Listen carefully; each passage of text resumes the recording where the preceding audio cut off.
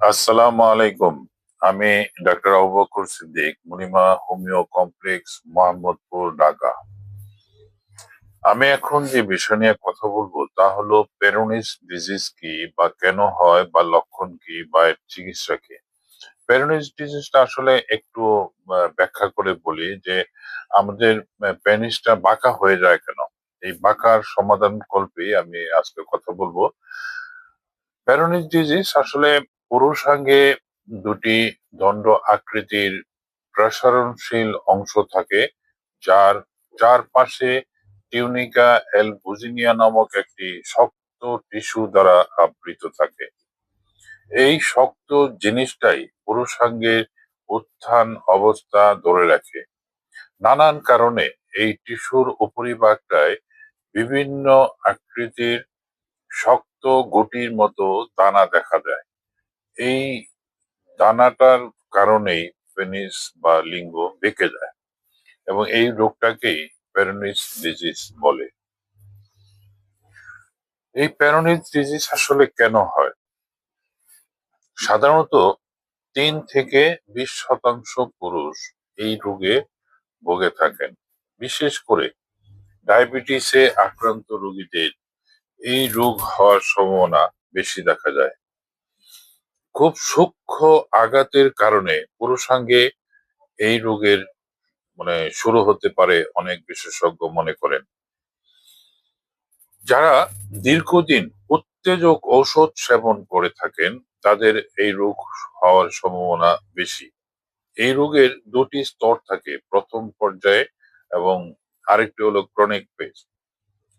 প্রথম পর্যায়ে ব্যথা থাকে এবং দ্বিতীয় পর্যায়ে ব্যথা থাকে না, বরং শক্ত গুটির ব্যাপ্তি বেড়ে যেতে পারে, ক্ষুদ্রাতি ক্ষুদ্র পাথুরি জমতে পারে এবং পুরুষাঙ্গের বিকৃতি ঘটতে পারে, যা কিনা পরবর্তী সময়ে যৌনক্রিয়ার ব্যাঘাত সৃষ্টি হতে পারে এবং শেষ অবধি পুরুষাঙ্গ বা পুরুষত্বহীনতা সমস্যা এই রোগটি দেখা দিতে পারে।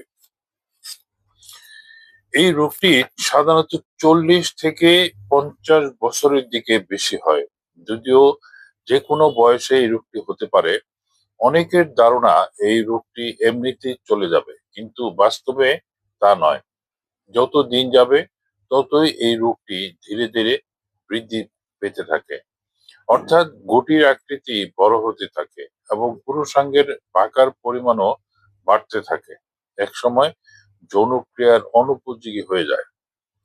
রোগের শুরুতে সঠিক চিকিৎসা নিলে জটিলতা এড়ানো সম্ভব হয়, কিন্তু গুটি বড় হয়ে গেলে আরোগ্য হতে অনেক সময় লাগে।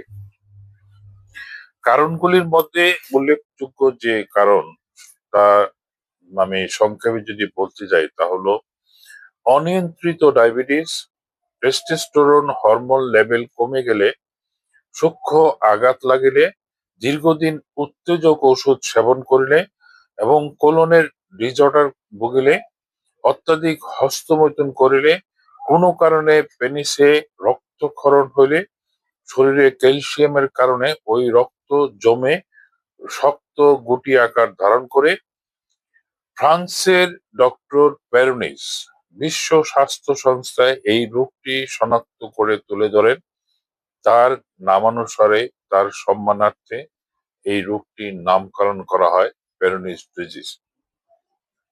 পেরোনিস ডিজিজ হলে সাধারণত কি কি লক্ষণ ফুটে ওঠে, তার আমি কিছুটা ব্যাখ্যা করি। সেটা হলো যে ইরেকটাল ডিসফাংশন দেখা দিবে, পুরুষাঙ্গ বাঁকা হয়ে যাবে, প্রথম ধাপে ব্যথা করবে, দ্বিতীয় ধাপে আর ব্যথা করবে না, এবং ক্ষতকোষ বা গুটি দেখা দিবে, লিঙ্গ দিন দিন ছোট হতে থাকবে এবং এক সময় যৌন মিলনের অনুপযোগী হয়ে যাবে। এর হোমিও চিকিৎসার ব্যাপারে একটু কথা বলি যায়, যেহেতু হোমিওপ্যাথিক চিকিৎসাটি একটি লক্ষণ ভিত্তিক চিকিৎসা, সেহেতু এর ওষুধপত্রগুলি একটু জটিল টাইপের।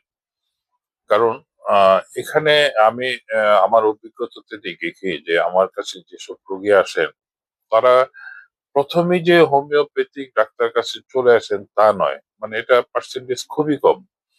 দেখা যায় কেউ আসছেন 12টা ইঞ্জেকশন নিয়ে, মানে পেনিসে 12টা ইনজেকশন নেওয়া হয়েছে এবং বেগতিক অবস্থা খারাপ এবং বিদেশে যাবেন নাকি কি করবেন শেষ। আচ্ছা ঠিক আছে দেখি কি যাই হোমিও ডাক্তারের কাছে। এই পর্যায়ের কিছু রোগী আছে। আবার কিছু রোগী আছে দেখা যায় যে প্রথম দিকে হয়তো ব্যথা করছিল কিন্তু ব্যথাটা আস্তে আস্তে কমে যায়। কমে যাওয়ার পরে সে আর এই রোগটি আমলে নেয় না এবং এরা দেখা যায় যে খুব একটা সবসময় যৌন মিলনে অভ্যস্ত থাকে না। কারণ দেখা যায় কিছু রোগী আছে হয়তো 6 মাস পরে হয়তো বাড়িতে যায়, তখন হয়তো টের পায় যে এটা আসলে সেক্সের অনুপযোগী হয়ে গেছে। এইসব রোগী তখন হতাশ হয়ে যায় এবং কি করবে আসলে বুঝতে পারে না। এই টাইপের কিছু রোগী আছে।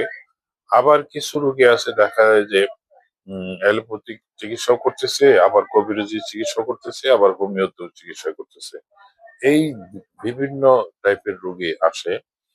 এখন সবচেয়ে বড় যে আমার আমার চিকিৎসার ক্ষেত্রে যেটা বলি সেটা হলো হোমিও চিকিৎসাতে সম্পূর্ণ আরোগ্য হয়, কিন্তু সময় দিতে হয়। এখানে প্লেগে যখন আক্রান্ত হয়ে যান তখন আমাদের যে ঔষধপত্র দেওয়া হয় সেই ঔষধে আপনার প্রতি কোর্সে আরোগ্যের হার হলো 20 থেকে 30%। অর্থাৎ আপনি 100% আরোগ্য হতে গেলে আপনার অ্যাভারেজে 5 থেকে 6 মাস চলে যাবে। আর রোগীর যে আশা ব্যঞ্জক যেটা সেটা হলো যে অনেক জায়গায় চিকিৎসা নেওয়ার পরে হয়তো কোনো রকম আশার আলো দেখেন না, কিন্তু হোমিও চিকিৎসা নেওয়ার পরে যখন দেখে ওনার 20% ইমপ্রুভ হয়েছে তখন অনেক রোগীরই দেখা গেছে ধৈর্য ধরে ওষুধ সেবন করেন এবং সম্পূর্ণ আরোগ্য হন। কোনো কোনো ক্ষেত্রে রোগীদের দেখা যায় যে এক কোর্সেও এমন রোগী ভালো হয়েছে এরকম রেকর্ড আছে, আবার 2 কোর্সেও ভালো হয়েছে, 3 কোর্সে ভালো হয়েছে, আবার এমনও রোগী দেখা গেছে 6 কোর্সেও 100% হয় নাই।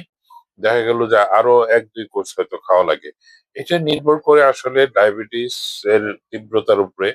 যেমন আমি টাঙ্গাইলের এক রোগী তার দেখা যায় যে ডায়াবেটিস যে তার এত ওভার সে নিজেই জানতো না। যখন তার ঔষধে 2 ডোজেও কোন রকম কাজ করতেছে না তখন আমি পরামর্শ দিই ডায়াবেটিস চেক করার জন্য, বা আমি চেক করে দেখি তার ডায়াবেটিস হচ্ছে 33+। তখন উনি আসলে বুঝতে পারেন যে আসলে সত্য কথা বলতে কি ডায়াবেটিস 30+ থাকলে কোনো ঔষধই আমরা হোমিও কোন ঔষধই কাজ করতে চাইবে না। পরে উনি যখন ডায়াবেটিসটা নিয়ন্ত্রণে নিয়ে আসেন তখন আবার পরের যে 3য় কোর্সটা এখন দেখা যায় যে ওনার খুব ভালো কাজ করতেছে।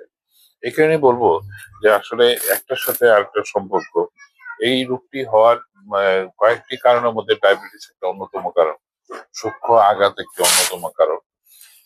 সেই হিসেবে এই কারণগুলি শনাক্ত করতে হবে এবং কারণগুলির সমাধানও করতে হবে। আর দ্বিতীয়ত হলো যে হোমিওপ্যাথিক চিকিৎসা আসলে বেশ কিছু ওষুধ দেওয়া যায়। এর মধ্যে আমরা টেস্টোস্টেরন লেভেল বৃদ্ধির জন্য টেস্টিস সিকিউটা বা টেস্টিস 3X এগুলো দিই।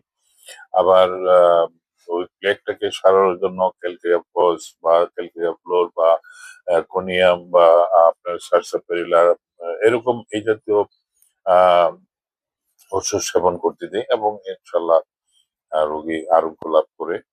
আহ আমার এই ভিডিওটি যদি ভালো লাগে তো আমাকে উৎসাহিত দেওয়ার জন্য সাবস্ক্রাইব করবেন চ্যানেলটি এবং লাইক দিবেন। আর দ্বিতীয়ত হলো যে আমি চেষ্টা করি আপনাদের সুস্থতার জন্য যথাসাধ্যভাবে, এবং সেই সূত্রে সারা বাংলাদেশ ব্যাপী রোগী আছেন যাদেরকে আহ সুষ্ঠু চিকিৎসা দেওয়ার ফলে ওনারা সুস্থ হচ্ছেন এবং ওনারা কন্টিনিউ করতেছেন।